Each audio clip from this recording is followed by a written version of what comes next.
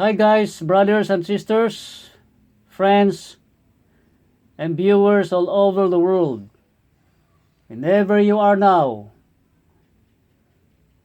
good day to all of you. Well, anyway, I would like to introduce myself first before I will proceed. And now I would like to share to you my life's story. But before that, let me share to you about my family background first. Are you ready? Let's get started. I born in Tampakan, South Cotabato. We are 5 siblings in the family, but unfortunately, 2 of my siblings were died many years ago, male and female. And 3 of us now still have remained alive. And so, I am the second to the youngest sibling. And I was born in a destitute family, and so we were dwelling in the mountainside during those days. And so, guys, I would like to share a little bit to you about our daily foods during those days. Our foods like corn rice, cassava cake or cassava, sweet potato, taro, and banana saba.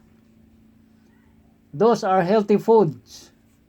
But in our time, sardine is very special for us. So guys, listen to me. And now when I was born, I was about to die. My mother said, because I was the premature newborn baby. And my mother was related to me, and she said, you know what happened to you, son? You were crying less on that moment. My mother said. Then the doctor and nurses were trying to injecting me in my artery, but unfortunately they were found nothing. And now the doctor decided to slice a little bit above my left foot, and then they were found a little bit small artery inside. Then again, the nurses were putting the dextrose above my left foot. Then again, I was easily whisper, crying a little bit. Sound like a cat, my mother said. Then again, the doctor said to my mother, congratulations, mother, your son is already saved. It's a miracle. Yes, guys, and finally, until my findings condition was fully recovered, the doctor allowed me to go home with my mother, going to the mountainside, very far away from hospital. Many years pass away, and I have been growing up at the age of 5 years old. Since then, my life calvaries have been started again, and I was sick many times due to the malaria virus, and I was about to die several times in my life. My mother was crying many times in front of me, and I was not able to eat foods nor water.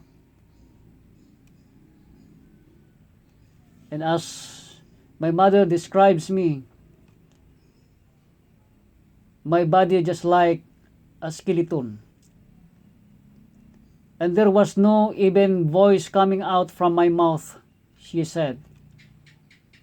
And also, my eyes was looking straight up to the roof of the house without even a blink in a single moment. Then, when the malaria virus was attacking me again and again, my whole body was fully trembling.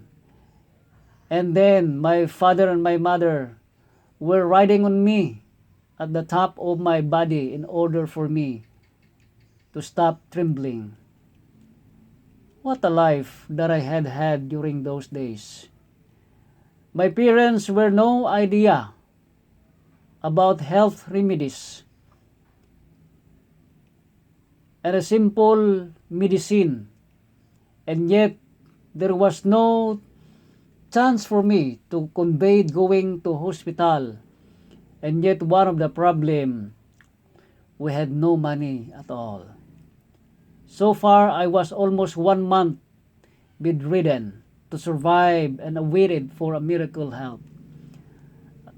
Fortunately, I have known nothing that God watching over me on that several moments in my life. And so, my parents were not able to go to school because they were living in the mountain many years ago. It's far away from school, and they were both uneducated parents. But I'm proud of them. They were responsible parents for me, for other things. And yet, my parents were no religious affiliated yet during those days. And they were worshiping to a bad spirit. And then my mother was then offered me to a bad spirit. But before that, she was preparing one suckling native chicken. And she was putting it around the window filled with rice. And then she was starting to sound and open her mouth and inviting a bad spirit to come down on that night for almost 15 minutes to talk about to a bad spirit. And finally, after she was offered me to a bad spirit, and then I was a little bit feeling well. And I was observed that my appetite and taste was so good. And we were eating together with my parents and my siblings on that night. And then I was trying to wake up early in the morning. I was feeling good. And finally, I was survived from the malaria fever. In several times were happening in my life. And I did not believe I was survived. And I said to myself, this is the end of my life. But then the small voice whispered my ear and said, fight, fight, don't give up. Although I did not know who is God in my life on those several days past, but I know God has planned for me.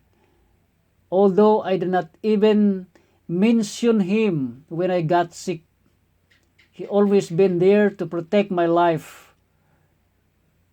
So guys, friends, thank you. Thank you, God. Thank you for watching and listening my video. If you want to hear the link of my videos life story, would you please, you will touch the bell and subscribe on my YouTube channel and like and share. God bless to all of you and see you later. Thank you.